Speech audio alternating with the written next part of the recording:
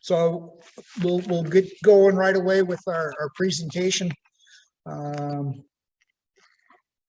So tonight we're joined by Mark Nenia from Wild Instincts from Rhinelander area. Okay, Mark has been mending orphaned and injured wildlife for more than 40 years. The last 20 years he's done it professionally. He has bachelor's degrees in natural resources and biology. Mark served on the Wildlife Rehabilitation Advisory Committee to the Wisconsin Department of Natural Resources to promote wildlife rehabilitation as a profession, with guidelines and rules to protect wildlife in the rehabber's care, as well as safeguard the public from 2000 to 2012. Mark is also a certified wildlife rehabilitator. And since 1996, the Wildlife Instincts have been responsible for care and treatment for over 17,272 wild animals compromised from over 100 different species. So tonight we'll be talking about wildlife rehabilitation, human-caused injuries to wildlife, and what we can do to reduce those injuries. So we will have Mark present, and then I think we'll maybe carry our camera over to our guest, or can we bring our guest over here? Either way. Okay. So it'd probably be easier to bring the camera over there, but okay, whatever works. All right. So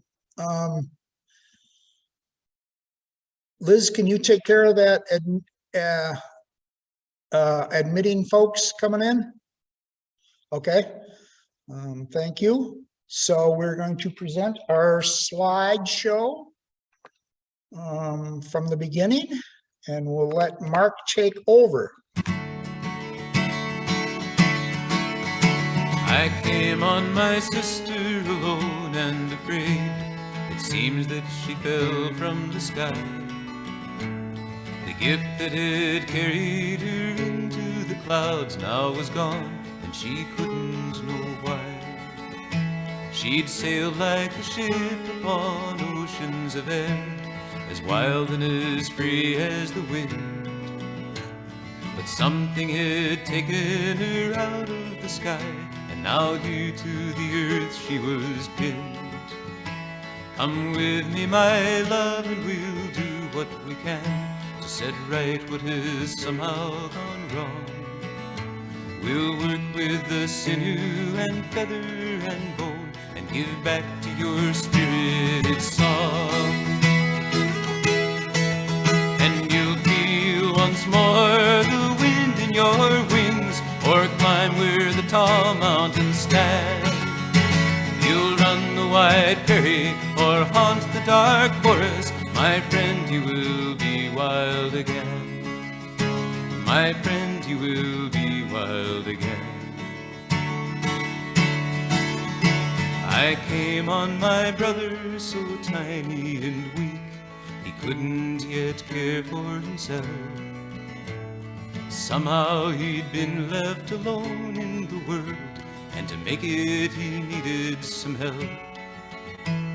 Something had taken his mother away, a highway, a trap, or a storm. He needed a chance to become who he was, to be sheltered and fed and kept warm. Come with me, my love, and we'll do what we can to set right what has somehow gone wrong. We'll try hard to raise you the wild thing you are, and give back to your spirit its song. And you'll feel once more the wind in your wings, or climb where the tall mountains stand. You'll run the wide prairie, or haunt the dark forest. My friend, you will be wild again. My friend, you will be wild again. With our brothers and sisters, we all share one world, and there's one common spirit within. It's the wild things that help us survive on this earth. Without them we couldn't begin.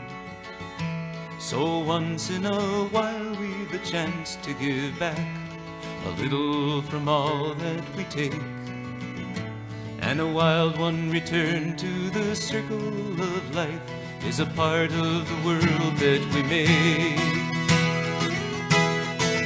And we'll feel once more the wind in our wings, or climb where the tall mountains stand. We'll run the wide prairie or haunt the dark forests. My friends, we will be wild again. My friends, we will be wild again. Yes, we'll feel once more the wind in our wings, or climb where the tall mountains stand. We'll run the wide prairie or haunt the dark forest. My friends, we will be wild again. My friends, we will be wild again.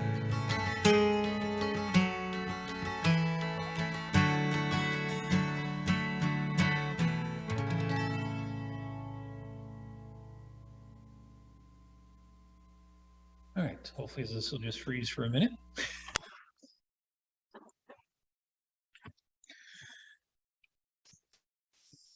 Start playing again.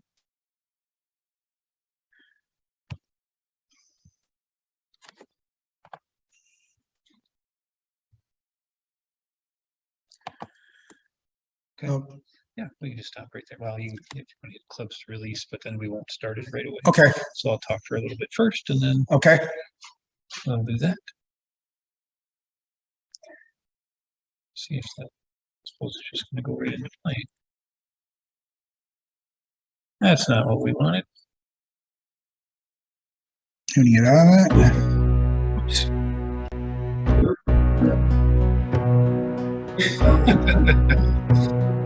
City lights shine on the harbor. Night has fallen. Now we want it to stop. I can hit pause. Okay, There we go. Nope, all right. didn't pause. Oh, it did. Okay. All right, we're all set to go. Yep, Okay, so we'll talk a little bit about wildlife rehab. You have to excuse the technological difficulties here. Always makes life a challenge here when we're trying to do different things.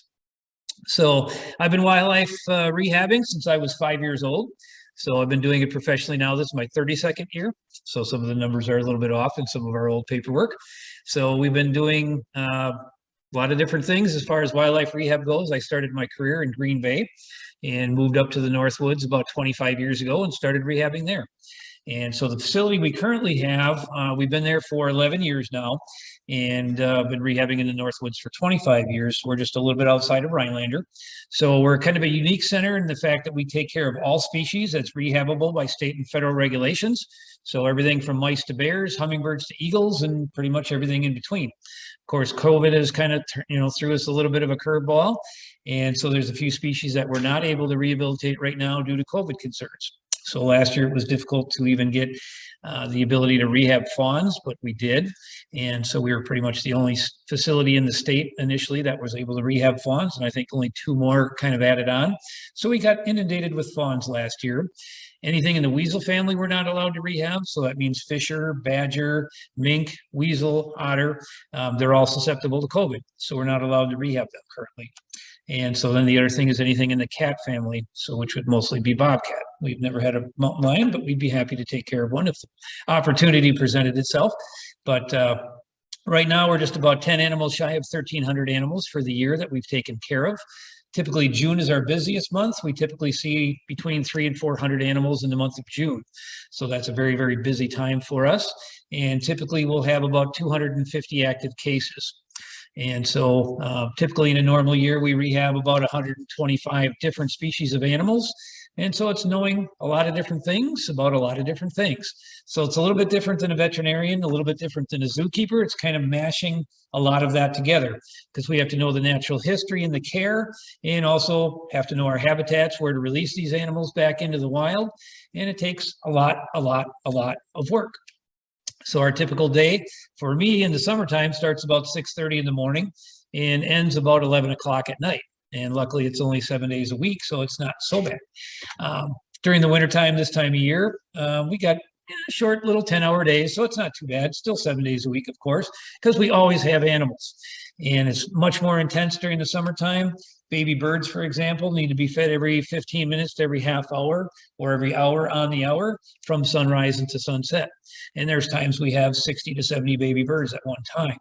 And so basically I'm a full-time volunteer, and I just had a sick day here about a month ago, and that's the first day I've had off since November 10th of 2010. And I'm a full-time volunteer. So makes it for a very interesting scenario. And so basically my wife and I started the center, and we have one full-time employee, and we hire interns for the spring, summer, fall.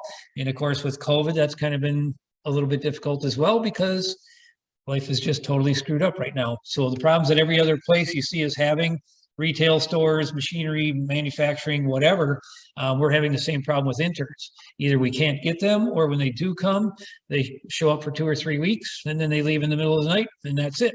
And we're stuck with all these animals. And so it makes our day very long and very difficult. But we really enjoy what we do, and it takes, like I said, a lot of dedication to be able to do this, and a lot of knowledge, because we have to have the medical knowledge. We do our own splints and sutures. We have an x-ray machine at our facility, a lead tester as well, so we can do analysis on anything for lead. We test basically every eagle, loon, and swan that comes through the door, and some other ones as well. Lead poisoning is a very large primary thing, what we see in eagle populations. Usually averages anywhere between 90 to 98% of all the eagles that we take in usually have some lead or lead poisoning. And we typically see between 40 to 50 eagles per year. So lead is a huge problem. We'll talk a little bit more about that in a little bit. We're pretty much the only center in the state that does bears. And bears are a very expensive animal and very difficult animal to rehab in some ways. You need a very large space for them, and it's very costly. Used to be years ago, we could get donations from supermarkets of old produce and things like that. Now they get tax credits from the government to compost it, more so than what they would to donate it to a not-for-profit. And so we kind of lost out on all that. So we have to buy a lot more than what we did before. Brings the cost of raising a bear cub up. If you get it, typically they're born about the second week in January. So if we get one early in the year, you're looking at about $3,000 to $4,000 to raise one bear cub. Last year we had 20. This year we were lucky and only had 10. But if you do the math, that's a lot of money.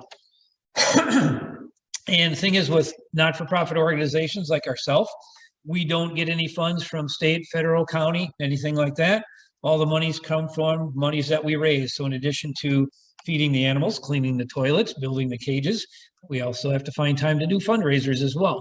And of course, with COVID, that's been difficult as well the last couple of years, because we can't really do any fundraisers for the most part. We do some online things, but it's generally not as good as what you do in person. So we also do a lot of education. We're kind of excited this year. About 3 months ago, we just purchased an additional 54 acres. So now we have almost 80 acres at our facility. And our goal is to build a nature center at some point. In our particular area, there is nothing there like that.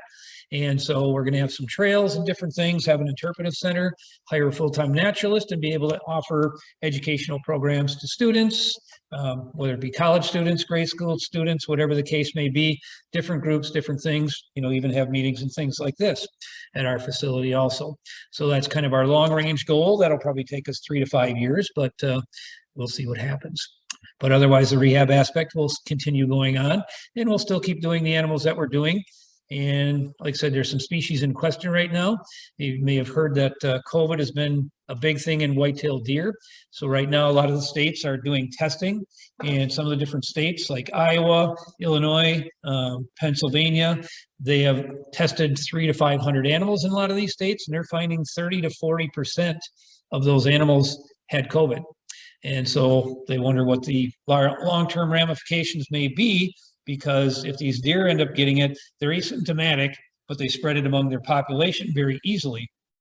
And so they can be a reservoir of COVID-19. So even though we might get vaccines, we might eradicate it from the public, from the human population, it could morph in the deer and come back as a different variant that we could get again, and maybe, not responsive to our immunization situation that we're doing now. And so that's one of the worries that we have. So COVID could be a big part of the problem for many, many years to come.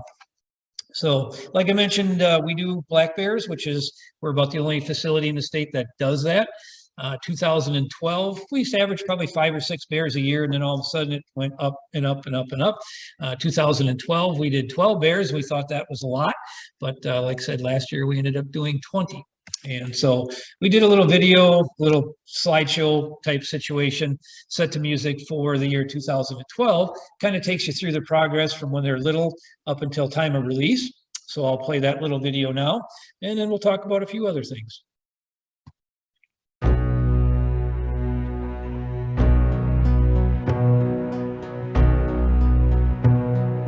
City lights shine on the harbor, night has fallen down.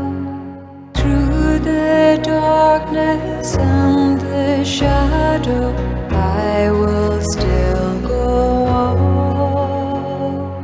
Long, long journey through the darkness, long, long way to go.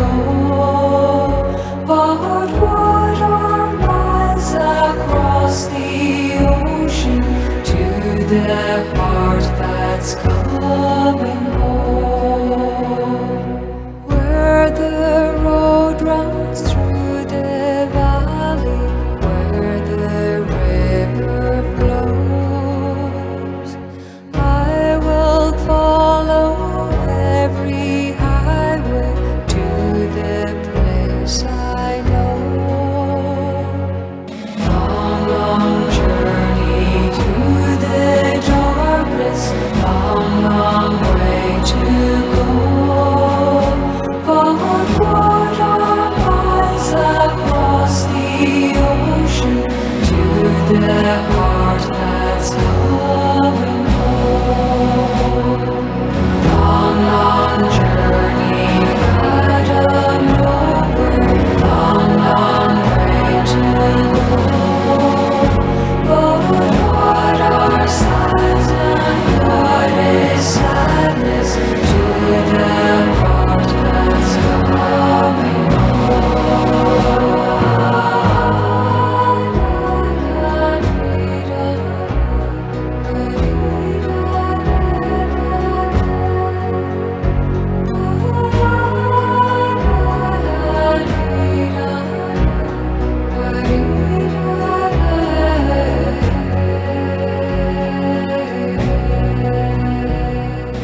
Long, long journey through the darkness, long, long way to go. But what are miles across the ocean to the heart that's coming home? Long, long journey out of nowhere, long, long way to go. But what are sighs and what is sadness to the heart that's coming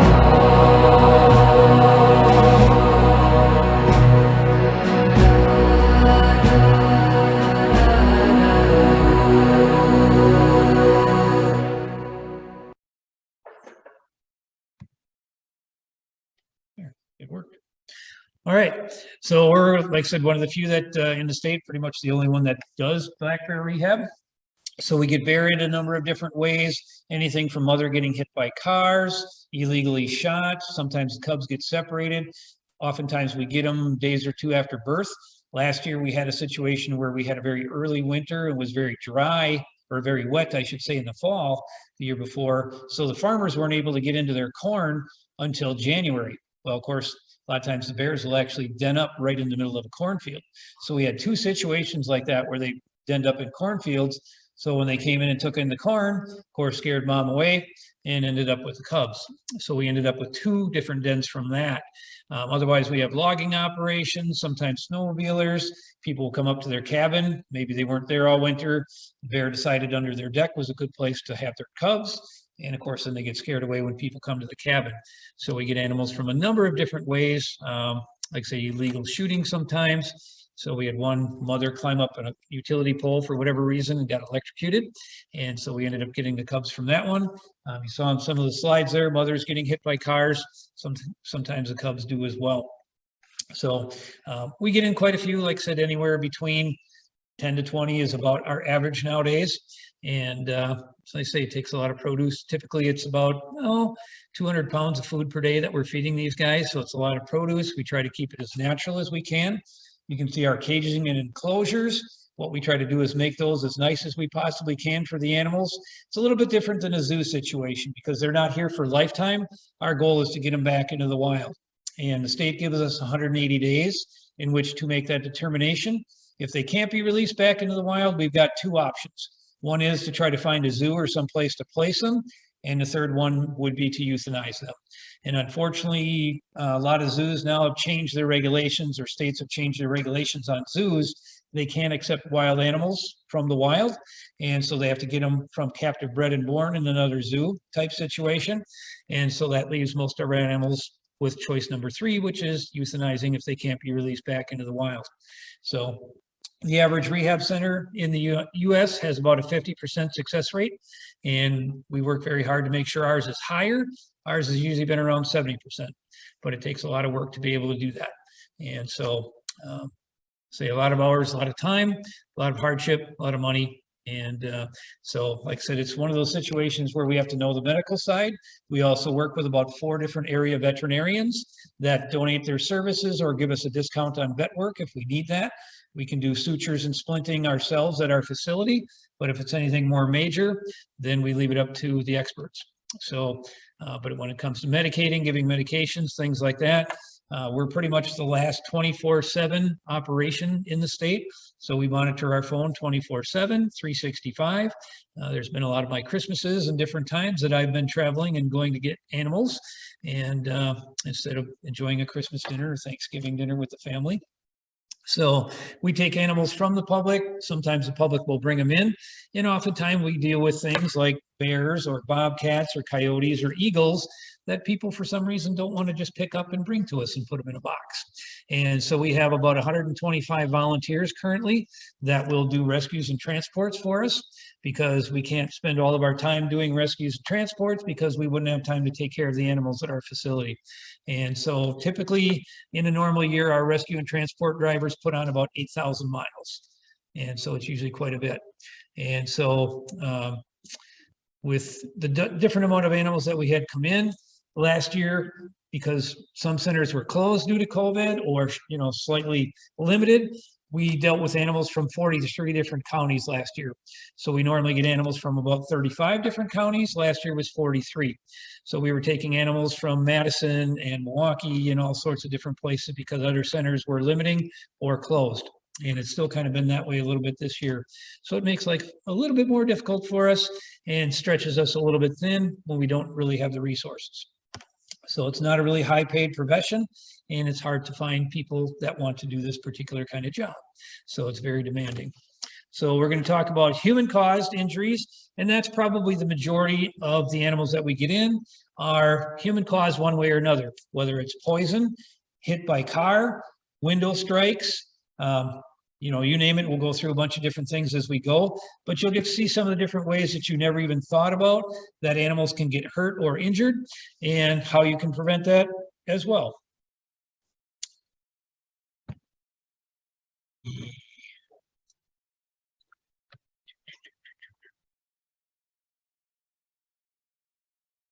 Back to slideshow. Beginning. Okay. There we go. Perfect. Oh. Sorry about that. Sorry for the delay. All right. So as I mentioned, vast majority of the animals that we have come in are from human cause for a lot of different reasons. And so in our particular area, fishing is a huge thing. So a lot of things that we see end up having fish hooks, whether it's turtles, which is the one on the right, the one on the left is a loon. So we see a lot of different fish hook injuries, and whether it's stuck in the actual animal or whether it's something that they ingested. So this particular osprey had a kind of a lure there that was stuck in the wing, the leg, and in the chest, and unfortunately it was infected. This one came in about mid part of July, And of course, what's going on in July? They have their young ones. So always think about it's not that individual animal, it's kind of the collateral damage as well. And so it's not just the one, it might be the young that they're trying to raise. So this one was infected. So by the time we got it on antibiotics for about 10 to 12 days, got it, flight ready again, it was about 3 weeks before it got released. Of course, in that amount of time, one parent probably cannot take care of the nest, and most likely the nest failed, and the young ones did not survive. So gulls are another very common thing that we see. You can see each one of these have fish hooks in their foot or legs. So if you look at the other thing is fish line. So it seems like every lake you go to, anytime you look down on the ground, your boat launches and things, that people just discard their fishing line. It's just an accident waiting to happen. So we try to make sure people pick it up and dispose of it properly. And dispose of it properly is cut it in little pieces, because if you throw it in your trash, it might somehow get out of the trash again somewhere along the line and be a death trap for another animal. So you can see, like the gull on the left, you can see the difference in the coloration of the legs. The left leg is nice, bright yellowish green color like it should be. The right leg is brown. And what had happened, that fishing line dug in so tightly, it cut off all the blood circulation and essentially killed that leg. So now you have a situation where you have a one-legged bird. Many birds cannot survive with one leg. One on the left, you can see how deeply that was cut in, but that one did not cut off the blood supply, and we were able to save it. Turtle, you can see, ended up with a fish hook right through the eye, in a situation where, he's going to be blind in that one eye. So this particular situation, we had a call from somebody and said there was an eagle tangled in some fishing line. That was all we got. And so I sent out one of our rescue drivers, and they called me up and said, this is just a little bit above my pay grade. And so told me what the situation was. And so I got a wooden ladder and a long wooden pole, because of course this is an electrical transformer here. So we were hoping we could at least get it out of there. But by the time I got to where the eagle was, it had hit the transformer and was electrocuted. And somebody had just been practice casting or something in their backyard. Eagle ended up flying through the line that got snagged in the tree and got tangled into the power lines. So this was one summer conglomerate that we took off of loons. We work kind of in conglomerate with a loon research team in our area. So there's a guy that comes from Chapman University in California. He's been coming up to the Northwoods for probably going on 30 years now. And so he bands loons, and so they do studies on them. They have like a night capture technique. Oftentimes the loons end up getting stuck with fish hooks. And of course we do our day from 6:30 in the morning till 10:30, 11 o'clock at night.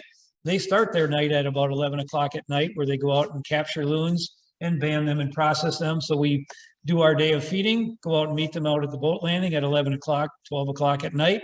And then usually by 1 or 2 in the morning, they can capture the loon, bring it back to shore. And like on the bottom there with our headlamps, we took the hook out of the eagle, and then, get back to bed by 3:30 and back to work by 6. So it makes for a very long day. But so it's a very common thing. The one on the far right had fishing line wrapped around its bill so tightly that it couldn't open up its beak.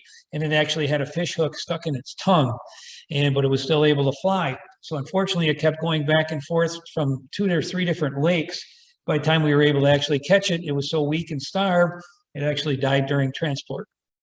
So oftentimes, by the time we're able to help, it's too late. So we talked about lead poisoning briefly. So it's a huge, huge problem. And so the loons oftentimes will swallow, and you can see this is a jig head in the stomach. So whether somebody had a minnow on this or what the situation was, the loon swallowed it. Once the stomach acid peels away that paint, within 24 hours, lead poisoning sets in. Within usually another 24 hours, that's enough to kill them. So we have a lead analyzer. We test all the loons, swans, and eagles that come in, as well as some other animals. Our analyzer goes up to 65, and anything over 65, it says too high to read. So anything over 10 is high enough levels that it needed to be treated. So this particular loon tested too high to read, couldn't even get a reading. We've had situations where it's been so high, it gives our machine an error message. And so we've seen that as well. So basically, you're looking at the options of trying to surgically remove that, but then of course you have to cut into the stomach. Not really feasible for a loon because they don't handle the stress very well. A lot of times by the time they come in, they're so sick, they can't handle the anesthesia anyway. So trying to tranquilize it is really not an option. So you have two ways. We've gone in and done the surgery on one. We had a gastroenterologist volunteer, and we did an endoscopic procedure. And he ran endoscopic unit all the way down there, was able to grab the stuff and pull it out. But unfortunately, that's not something that we can have happen very often. The other situation, you can often flush it out. So what you do is you anesthetize the bird, put a trach tube down there so they have an clear airway, and you basically tip the bird upside down, and you run a tube attached to the water faucet, and you just run water through this tube, and it circulates around and hopefully flushes that out. The only problem, if there's still a hook attached, the hook oftentimes is lodged in the stomach and you can't rinse it out. And so then you're kind of out of luck. So we had this particular eagle. This is the way I spent my Christmas 3 years ago. So we had a call over by the Michigan border in Phelps that there was an eagle acting sickly. So I drove out there on Christmas Day, and he was very sickly, of course. And so I took him back to our facility, did a blood draw, and put the blood in our lead analyzer, and that one actually gave us an error message. First time we've ever had one, and don't know, didn't know what was wrong. I ran the test 3 or 4 times, and it kept coming up wrong. So brought it in. At that time, we didn't have an x-ray machine yet, so we brought it into the vet clinic and found out there was 4 shotgun pellets in this eagle's stomach. And so it had most likely eaten a grouse or a rabbit or something like that that somebody had shot and didn't find, but the eagle did. And so, of course, this was very sickly also. So there was really no way to go in and surgically get them out. So if you are familiar with birds, like owl pellets or hawk pellets, birds consume, like for a hawk or an owl, they'll eat a whole entire mouse. Digestive system breaks everything down. The hair, the bones, the things that they can't digest, they cough up into a pellet. Eagles do the same thing. So after about 3 weeks, when we got the bird stabilized, where it could actually eat food, we started feeding them all kinds of mice and rats and things like that with a lot of roughage. And thankfully, about a week later, he coughed up a big giant pellet, and he also coughed up all 4 shotgun pellets. And so we have a chelating agent that we can do that removes lead out of the blood. So it's a shot that you give them every day. The problem is this drug does not know the difference between lead, zinc, copper, the things that you need in your body. So we have to do a lot of supplements to replace that. The other thing this drug is used for, it's used for people if you're hypocalcemic, which means it removes calcium. Well, it also removes calcium from the bird's body as well. So it does some good things, but it's kind of like chemotherapy in a way. It does some good things, but also does some bad things. So we have to make sure we keep them hydrated and keep a lot of vitamins and minerals and nutrients going back in. So this bird, like I said, came in on Christmas Day, and unfortunately, lead affects the central nervous system, the liver, the kidneys, a lot of other functions as well.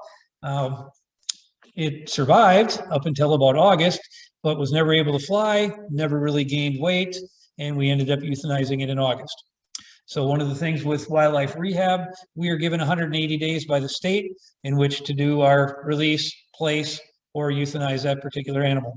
And this one just never fully recovered. So unfortunately, we got the lead out, but the long-lasting effects were still there. So we had this young eagle brought in, juvenile eagle, or immature eagle brought in, and just wasn't acting quite right.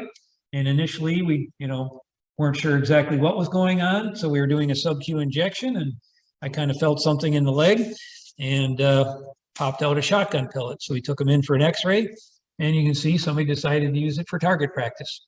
So there's even a shot pellet in the beak. And so unfortunately, there was internal organs that were damaged, and this guy kind of died a slow, not very fun death. So that was kind of the intentional human-caused lead poisoning. So what we try to get people to do is get rid of lead in their hunting and fishing tackle, because it is highly, highly toxic to birds. People don't really understand. They say, well, I shot my deer and the bullet went right through. Well, what happens with these lead bullets, lead core bullets, they're designed to expand. So when they expand and you take an x-ray of it, it looks like the solar system. Like in this one, there's 547 particles that you could actually count. So what happens is that bullet goes through, it expands and particulates. So there's all these tiny little particles all over that particular area. And it can go 8 to 10 inches from the wound site. So you have all these tiny little lead particles. And so what happens is people gut out the deer, So there's the heart, the liver, the lungs, you know, things in the guts they don't use. They just toss it out on the ground right after the gun season. So of course the eagle's up there and goes, "Ooh, look at this, nice heart. I'm going to eat that." Well, consumes all these little particles and boom, we got lead poisoning. So typically right after the gun season is when we get our biggest amount of lead poisoned eagles. And so we had the youth hunt here just a few weeks ago. We ended up with 3 eagles in a 24-hour period. And so it's very, very common. So we're trying to get people to switch over to non-lead ammunition. It's a little bit more expensive, but when you consider most people buy a box of shells every 2 or 3 years, it's a very cheap investment. So if you're butchering your own deer and you have all these particles around the rib meat, you know, ribs and things that you don't eat, people hang it up outside for the chickadees and the birds to feed on. So the woodpeckers come by, the chickadees come by, they're picking up all this lead as well, and they're getting lead poisoning also. So there's also advisories out in the hunting, you know, regulations and things now about consuming lead. You know, if you think it's not a big deal for people, talk to the people in Flint, Michigan, where they have lead in their drinking water. So it's also a situation where we're poisoning ourselves as well. So we eliminated for duck hunting back in the early 80s. We took lead out of our gasoline. We took lead out of our paint.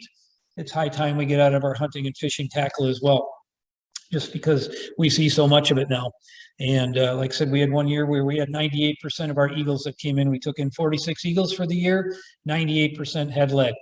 And it's a very frustrating situation. We just had one a couple of weeks ago. Maybe it was a turkey hunter. I don't know. It was fairly large sized particles, but there was 7 large sized lead shot pellets in the stomach of this bird. And it came in regurgitating this green goo coming out the other end as well. Basically tremors and seizures.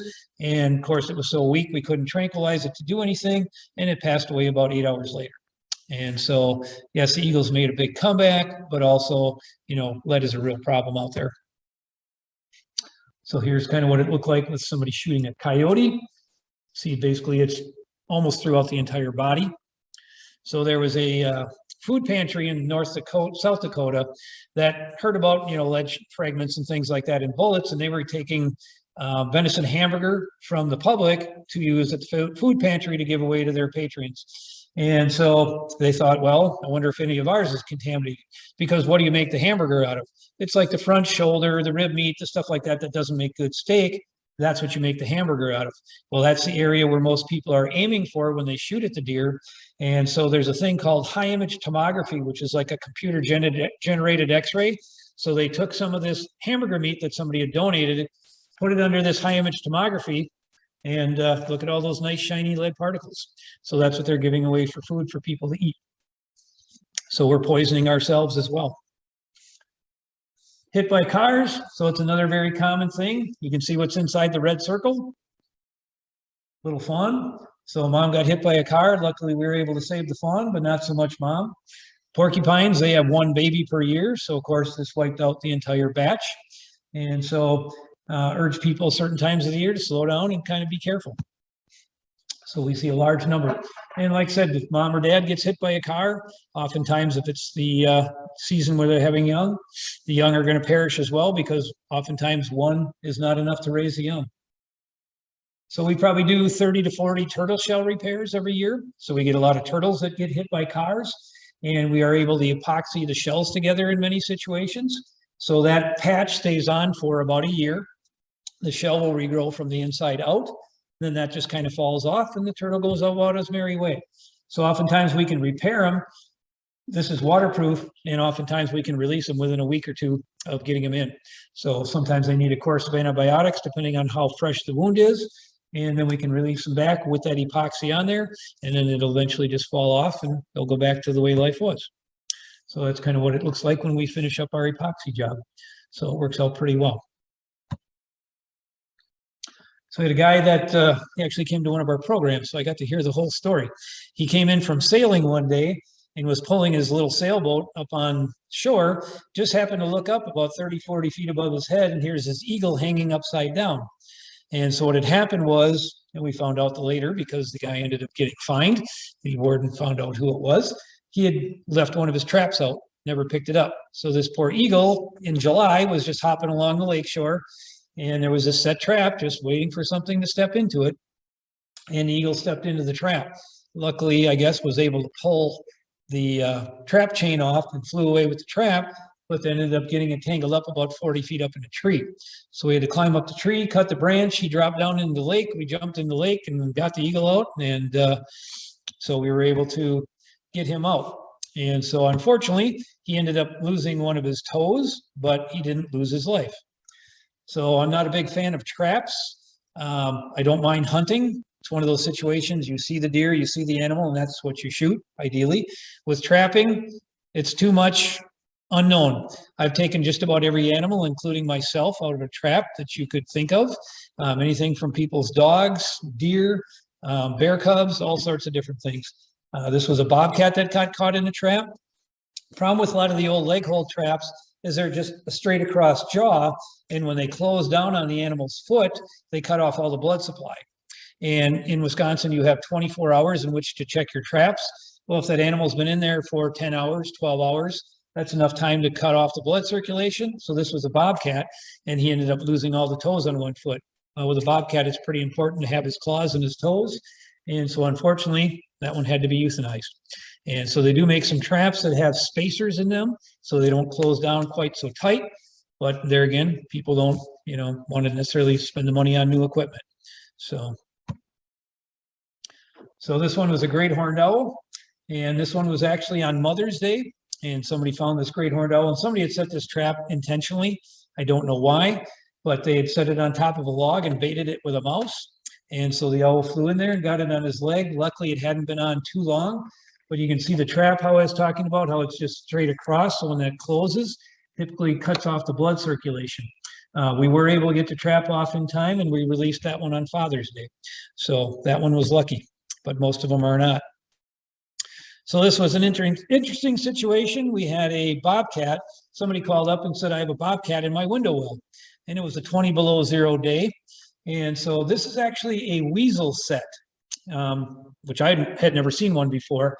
What it is, it's a box with a little round hole in it, and the weasel goes in there, and there's actually a leg hold trap, and it snaps on the middle of the body of the weasel and breaks its back essentially and crushes it.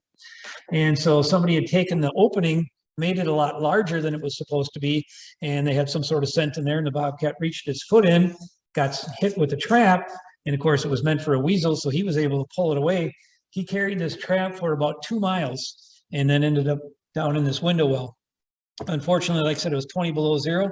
His leg was frozen solid. And so unfortunately, he had to be euthanized in the end. So you can see kind of what the trap looked like from the inside of the box. It's just a leg hold trap. And like I said, unfortunately, this little fella didn't make it. Glue traps. So we see a lot of non-target animals in glue traps, whether it's chickadees, woodpeckers, bats. And of course, a lot of times people make it worse because they try to pull the animal off, and then they'll bring it to us, and the leg, of course, is still sticking in that glue trap.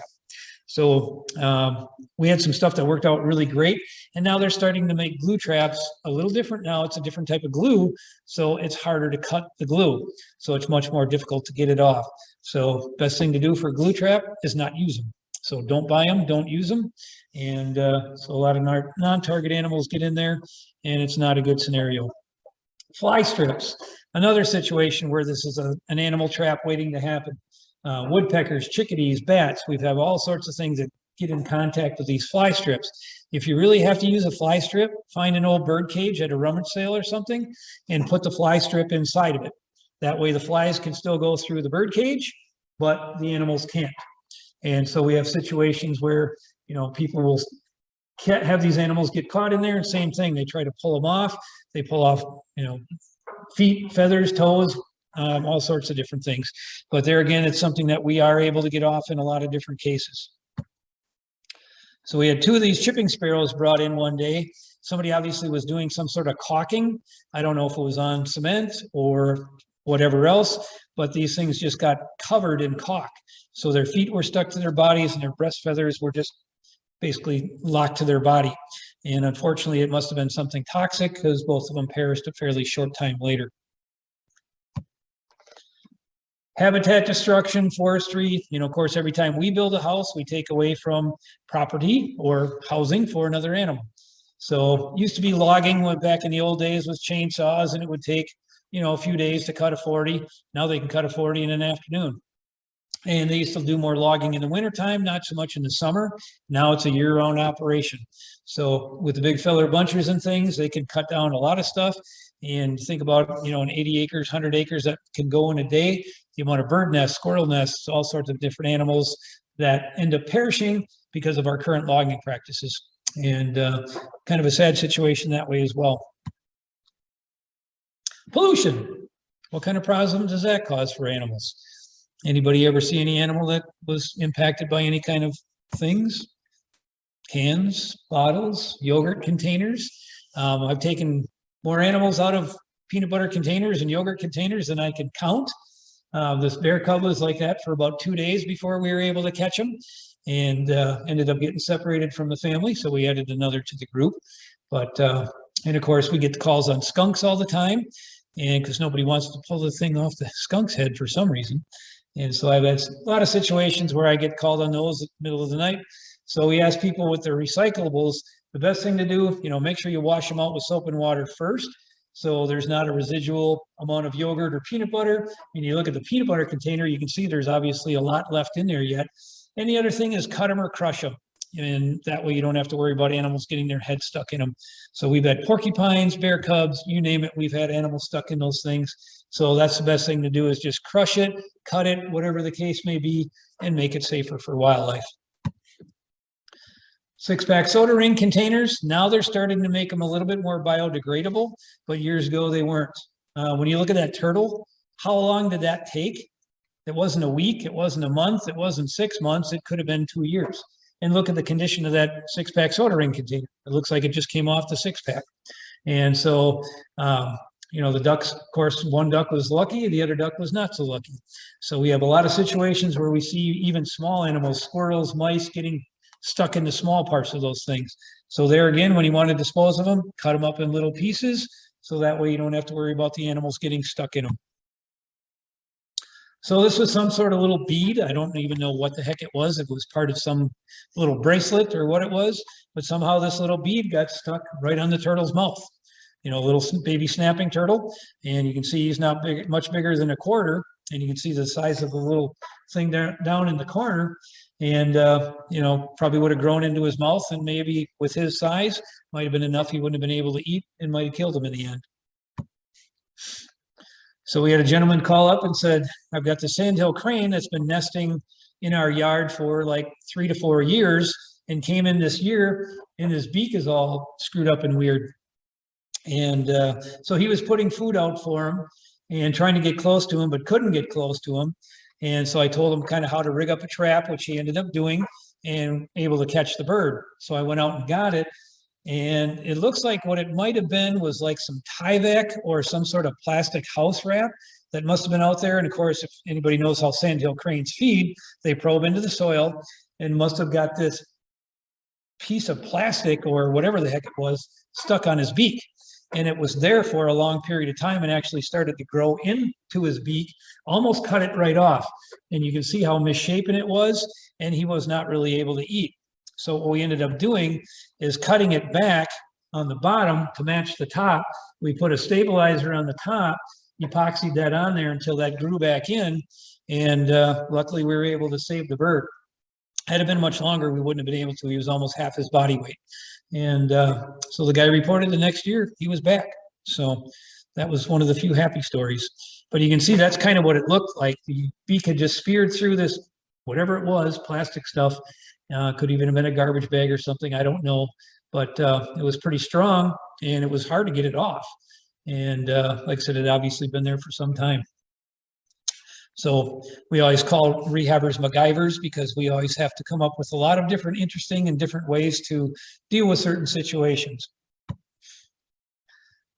So we also look at seabirds. If you've ever seen some of the documentaries that they do with some of the seabirds on the islands, the gulls and different things don't know that these pill vials and different plastic things are not something they can't feed to their young. So they feed these pill vials and young, you know, plastic caps, things like that to their young. And of course, they end up getting their system kind of clogged up and they pass away from it. So just outside of town, we have a soccer field. And of course, it's a big thing. They leave the soccer nets up all the time. And we had great horned owl get caught in the soccer net. So I was able to get him cut out of there. We were able to get him released. He kind of had a strained shoulder. We had him for a couple weeks. We've also had deer tangled in soccer nets as well. Over in the Eagle River area, we had gotten a call from the sheriff's department. We had a buck that had gotten tangled in a volleyball net. And he was strong enough, he tore one side of it down so he could run the full length of the volleyball court until he came to the end of the net. And then he would flip backwards. And of course, well-meaning people were standing 20 feet away from him rather than just backing off and letting him calm down. He did that so many times, he literally broke his skull. His antler was attached there, and you can see how it's turned the other way. The whole portion of his upper skull there was broken. And so that poor fellow had to be euthanized as well. So just something that people don't think about. He was probably just walking along in the volleyball court, stood up at the wrong time. I've had him in hammocks, deer, volleyball nets, soccer nets, all sorts of different things. So the erosion matting that they put on the side of highways after they do construction to help the vegetation grow was how this poor little goose was eating some vegetation and ended up getting that wrapped around his tongue. Some people saw it and he was dragging about a 10-foot piece, and they grabbed it and cut it rather than bringing in the bird or cutting it all off, and he still had this wrapped around his tongue. And so after about a month, he was almost starved to death, and they brought him to us. It almost cut right through his tongue, but we were able to cut it off, and he was able to be released. So we had a fellow call up and said, I've got this deer that has this piece of wire that tangled around his neck and his leg.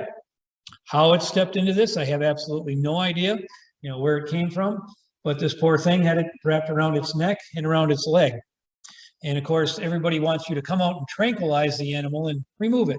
Well, everybody sees on TV that as soon as you shoot an animal with a tranquilizer, it immediately falls over and goes to sleep, right? That doesn't happen in the real world. It takes about 10 minutes for that drug to take effect. And so in which case that animal can go a very long ways. So, and of course you have to be able to get close enough to even do it in the first place. Everybody says, oh yeah, it'll eat out of my hand. Well, that's you. They don't know me. They don't know my car. So when I get there, they don't come anywhere near. And so I went out there a couple times trying to get a shot at the deer with a tranquilizer, was never able to do it. So we rigged up a trap situation. So we got him in the trap, her in the trap. And so I was able to tranquilize her and get the wire off. But situation where, she very well could have passed away had we not been able to get that off. So this, I'm not sure exactly what it was. It kind of looks like the top of one of the solar lights, kind of like the cover where the little mini solar panel is. I don't really know, but this young little buck fawn stepped through this thing, and he got to a point where he just didn't even want to walk anymore. So he was in somebody's yard, and I was able to get close enough to him to tranquilize him, and we were able to get it off his foot. I had to cut it to get it off. So he must have stepped on it pretty hard and got it through his foot. So this is kind of direct situation where some 16-year-old kids beat this snapping turtle literally to death with a skateboard. So it had a fractured jaw in multiple places, multiple fractures in its shell. And unfortunately, we did have to euthanize this one. We weren't able to save him. So that was one of kind of some direct unkindness. Not what a painted turtle is supposed to be. We had somebody in our area that liked to keep track of all their different turtles. So they would catch them and paint them in different colors so they could tell which turtle was which.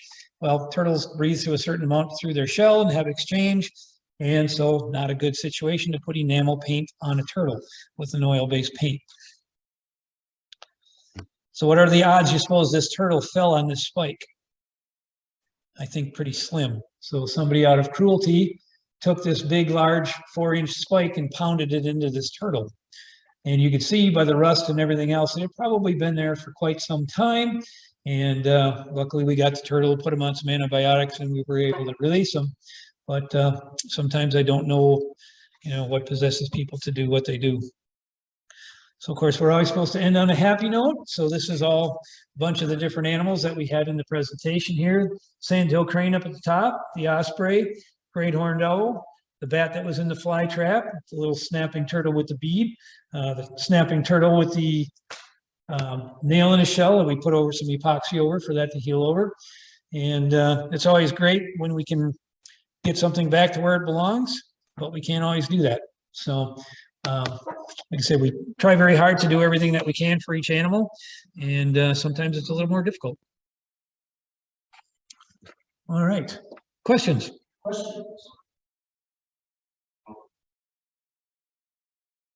So Mark, we don't normally do this, but seems you're a nonprofit and, we already, paid for your program, but I'm gonna just kind of pass the hat if Thank you. anybody else wants Okay, to. thank you very much.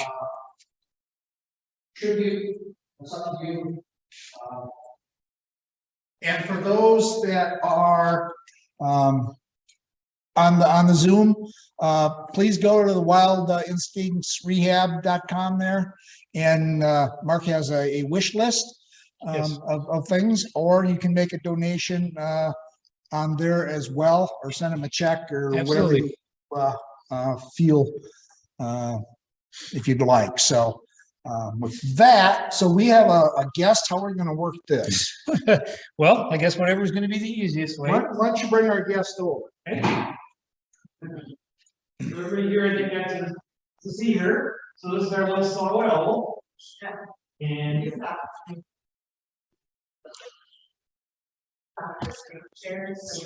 Oh, okay, stop screen, stop share. Okay. All right. So we're back kind of live here now. And so Mark is going to bring over our guest. all right, let me know when we got her here. There you go. So you should be able to see. So this is Nova, and Nova's a silhouette owl, and we've had her for about 4 years now. She was hit by a car and had a severely dislocated shoulder, and so she's not able to fly at all. So we kept her for an ambassador to be able to bring her to programs and things. And her name is Nova because the silhouette owl species was first discovered in Nova Scotia, and so that's how we came up with Nova. So she's full grown, and that's as big as she will ever get. So for those of you that may not be familiar with the silhouette owl, so they're somewhat migratory. Some of the warmer areas, they won't migrate. In our area in the north, typically most of them will migrate because they're not big enough to catch things that are on top of the snow. So.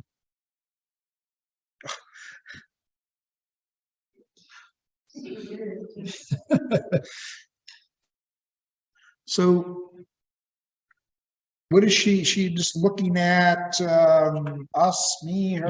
Yep. Just kind of seeing what's going on. So she's used to doing programs. She's done quite a few. She doesn't usually get held up in front of a computer, but that's okay. She'll deal with it. What keeps her in there? Pardon? What's keeping her? Just the fact that she would rather be in there than be out without people. So that's pretty much about it. So normally we have jesses and things that we could put on them, but this one tonight. So Mark has taken Nova back over to table over there. So do we have any questions from our Zoom audience? If anybody has any questions, put it in the chat here. Oh, I got all kinds of. Great. We always like questions. Okay. Most of that is just chatter on the feed, Jeff. So we're waiting to see if any questions come in. Okay. Okay.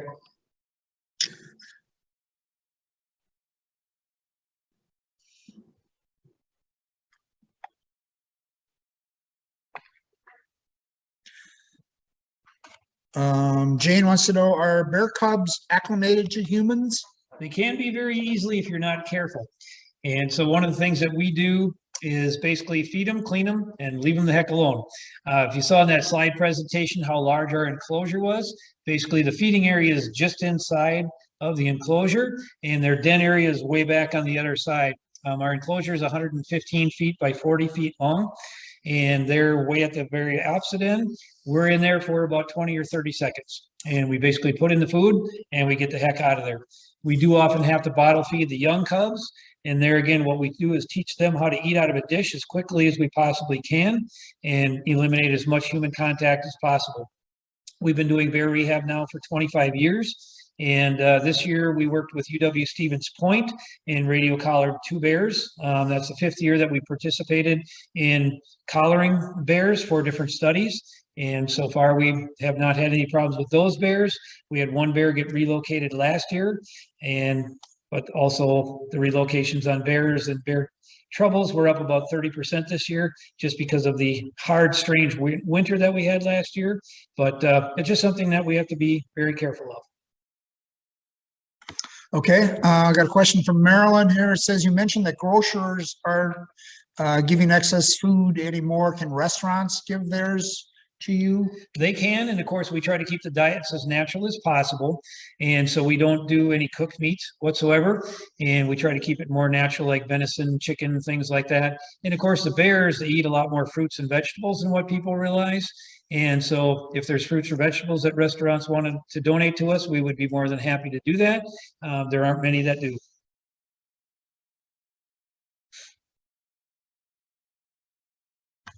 Okay, do I have any more coming in here?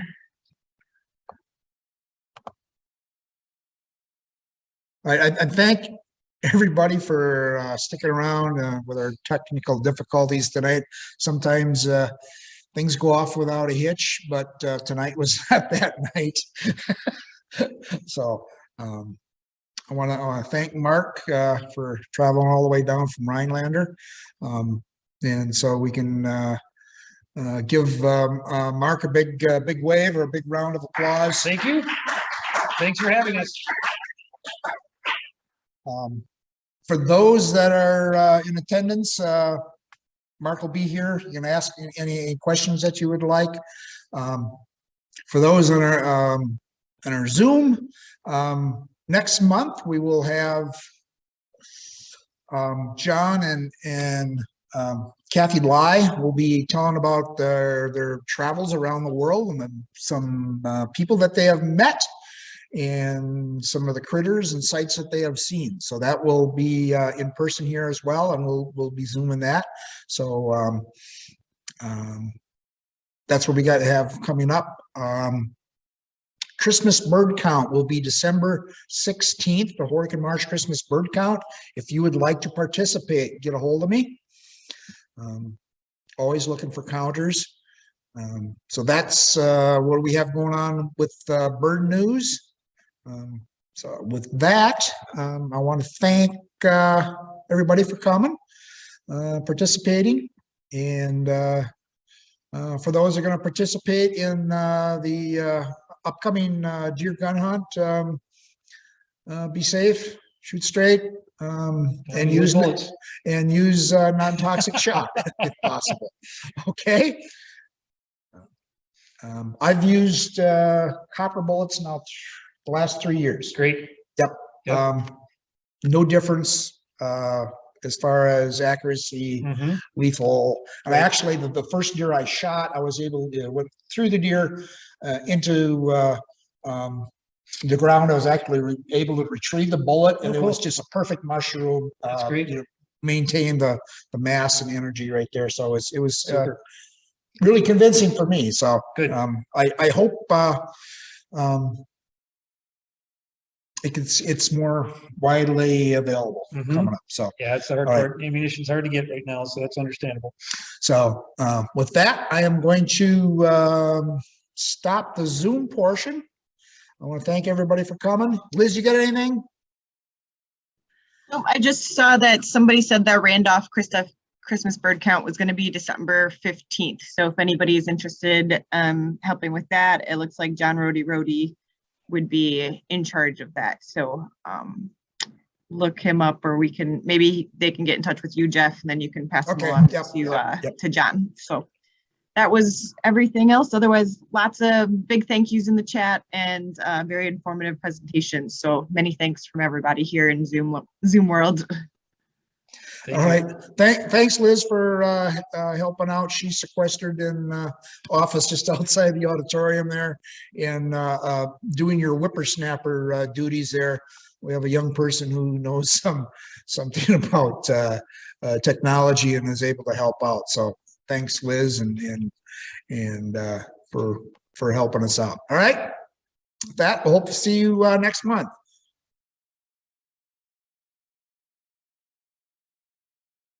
Yeah. Mark, I have a question about Sure.